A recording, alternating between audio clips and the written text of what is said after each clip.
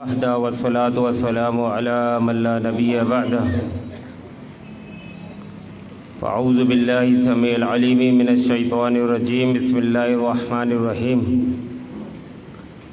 والذین جاہدوا فینا لنہدینہم سبلنا۔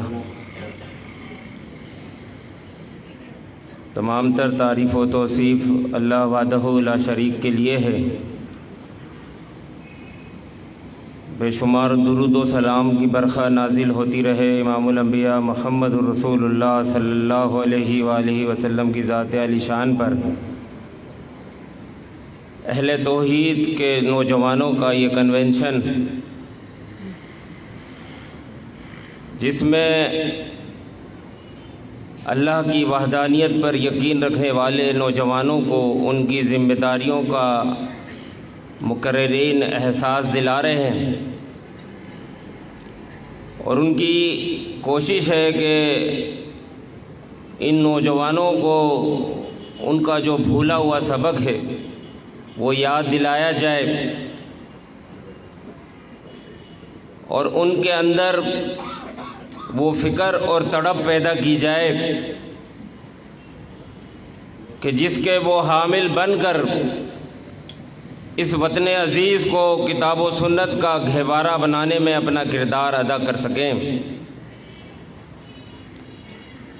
اہل حدیث یوتھ فورس کی بنیاد علامہ احسان الہی ظہیر شہید رحمۃ اللہ علیہ نے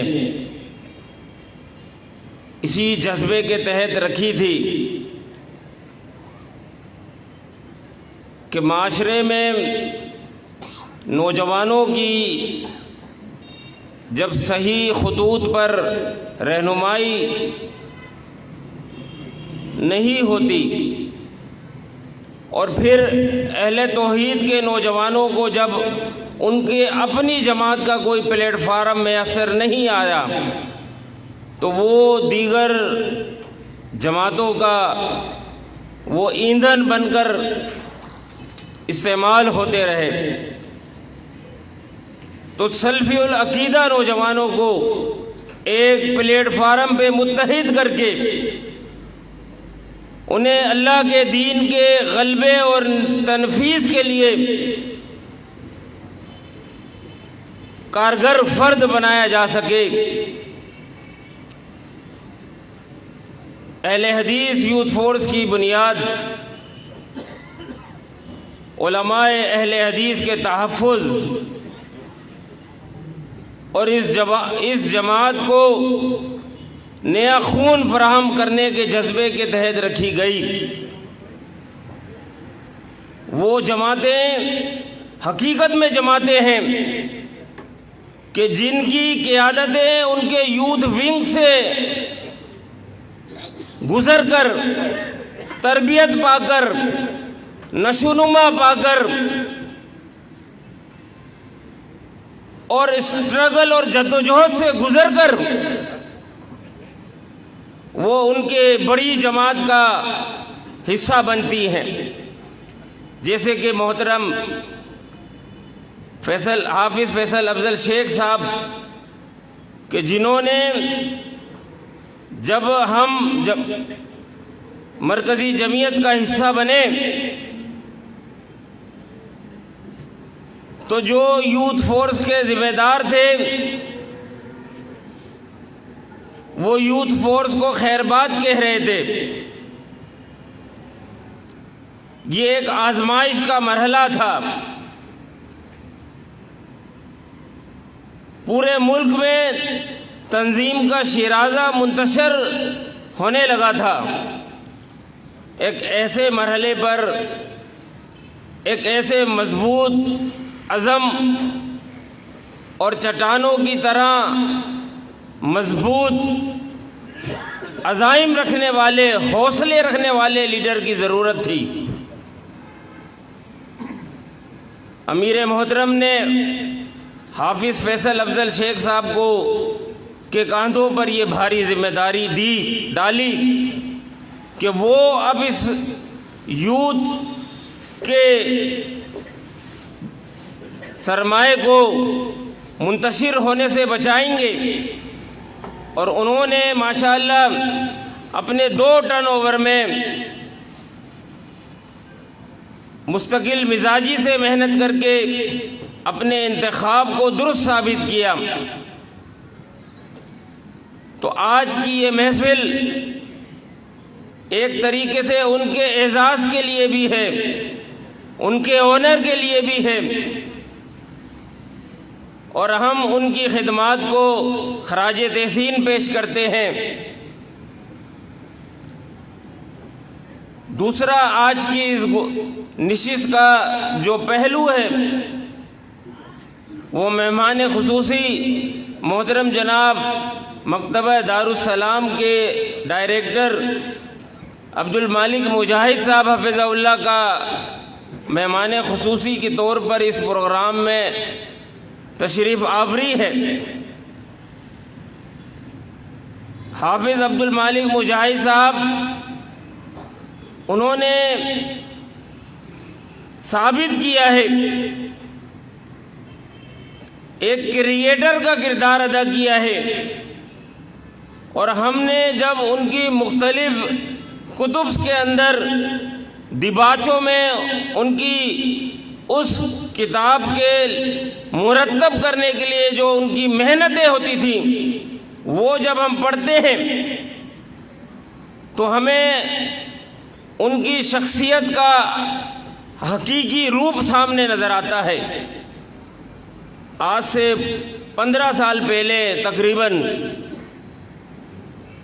یا 20 سال پہلے جب صراط مستقیم رسالہ نکلتا تھا تو میں اس کا مدیر منتظم تھا اور سید عامر نجیب صاحب اس کے مدیر اعلیٰ تھے۔ تو ہم نے لاہور کا وزٹ کیا اور الاعتصام کے مدیر حافظ صلاح الدین یوسف صاحب سے ہم نے ملاقات کی، اور میں نے یہ محسوس کیا کہ ایک عالم دین ہیں، سادہ طبیعت کے اور سادہ مزاج کے عالم دین ہیں، نہ ان کے علم کی گہرائی کا علم ہو سکا، نہ ان کی اور خوبیوں کو ہم دیکھ سکے، لیکن اس شخصیت کو جو حافظ صلاح الدین یوسف صاحب کے اندر پوشیدہ اور پنہا تھی، ان کو پورے جواہرات کے ساتھ، پورے خوبیوں کے ساتھ جو اسے نکھارا، اگرچہ علم و ہنر انہی کا تھا، لیکن عبد المالک مجاہد صاحب نے انہیں وہ ماحول اور انہیں وہ موقع فراہم کیا کہ آج انہیں ہم صاحب تفسیر احسن البیان کے نام سے جانتے ہیں۔ یقیناً یہ ان کا ایک امتیاز ہے، اور یقین جانیے کہ ہمارے دل سے یہ خواہش نکلتی ہے، آج بھی ان کا قائدانہ کردار ہم نے دیکھا کہ جماعت کی اہم ذمہ داریاں ان کے کندھوں پر آئیں، اور یہ مرکزی جمعیت واقعتاً ملک میں ہر شعبہ زندگی میں نمایاں خدمات انجام دے سکے۔ یہ ہماری خواہش ہے، یہ ہماری آرزو ہے۔ نوجوانوں کے لیے ایک پیغام دے کر، ایک درخواست کر اپنی بات کو ختم کروں گا۔ مقررین ماشاءاللہ بڑے صاحب علم و فضل کے حامل یہاں موجود ہیں، انشاءاللہ ہم نے ان کی بات سننی ہے۔ ایک نعرہ ہے کہ توحید کی دعوت لے کر اٹھو اور ساری دنیا پر چھا جاؤ۔ اللہ نے تمہیں توحید کے عقیدے کا حامل بنایا ہے۔ یہ توحید کی دولت جن لوگوں کو میسر آئی وہ کائنات کے خوش قسمت ترین لوگ ہیں۔ اللہ نے ہمیں اس عقیدے اور اس نظریے کی سچائی کا حامل بنایا ہے، لہذا صرف اس عقیدے کی سچائی کو اپنے دامن سے لگا کر خوش فہمیوں کے سمندر میں ہمیشہ غوطہ زن نہ رہیں کہ جی آپ بخشے بخشائے ہیں، آپ کامیاب و کامران ہیں، جنت آپ کا ٹھکانہ ہے۔ کامیابی آپ کا مقدر ہے۔ یہ جو خوش فہمیاں ہیں ہمیں عقیدے کی سچائی کو لے کر، یقین جانیے جب تک اس عقیدے کے تقاضوں کو ہم پورا نہیں کرتے، اس عقیدے کو اپنا کر اس کی تنفیذ کی جو ذمہ داری ہمارے کندھوں پر عائد ہوتی ہے، اس کے لیے ہم جستجو اور محنت نہیں کرتے، تو اس وقت تک یہ عقیدے کی سچائی صرف آپ کو اس بنیاد پر کہ آپ نے کلمہ پڑھ لیا آپ کو نجات نہیں دے سکتی۔ اس کے لیے قربانیاں دینی ہوں گی، اس کے لیے محنت کرنی ہوگی، اس کے لیے دنیا کے ہر شعبے میں آگے بڑھ کے قوموں کی رہنمائی کا فریضہ انجام دینا ہوگا۔ آج تو حالت یہ ہے کہ ہم انتہائی کمزوری کے ایام گزار رہے ہیں، ہم احساس کمتری میں مبتلا ہیں، ہمیں اپنے وزن کو محسوس کرنا ہوگا، ہمیں اس سوچ کو خیر بات کہنا ہوگا کہ جی ہم بہت تھوڑے ہیں، ہم کچھ نہیں کر سکتے۔ یاد رکھیے آپ تھوڑے نہیں ہیں، آپ اللہ کے فضل و کرم سے وہ قیمتی سرمایہ ہے اس معاشرے کا کہ جو متحد اور منظم ہو گیا، متحرک ہو گیا، جسے اپنے قوت بازو کا احساس ہو گیا، تو انشاءاللہ وہ دن دور نہیں ہے کہ کامیابی ہمارے قدم چومے گی۔ ہر شعبہ ہے زندگی میں، چاہے وہ دعوت و تبلیغ کا میدان ہو، چاہے وہ تصنیف و تعلیف کا میدان ہو، چاہے وہ سیاست کا میدان ہو، چاہے وہ معاشی اور معاشرتی امور ہو، ہر اعتبار سے آپ قابل ذکر بن سکتے ہیں۔ آپ کو اللہ نے اس کائنات کا امام بنایا ہے، کنتم خیر امہ بنایا ہے۔ ضرورت اس امر کی ہے کہ ہمارے اندر یہ احساس پیدا ہو، خدائے لم یزل کا دستے قدرت تو، زباں تو ہے، یقین پیدا کر اے غافل کہ مغلوب گماں تو ہے، پرے ہے چرخ نیلی فام سے منزل مسلمہ کی، ستارے جس کی گرد راہ ہو وہ کارواں تو ہے۔ وآخر الدعوانا ان الحمدللہ رب العالمین۔ چیئرمین سیاسی امور مرکزی جمعیت اہل حدیث سندھ محترم جناب محمد اشرف قریشی صاحب خطاب فرما رہے تھے،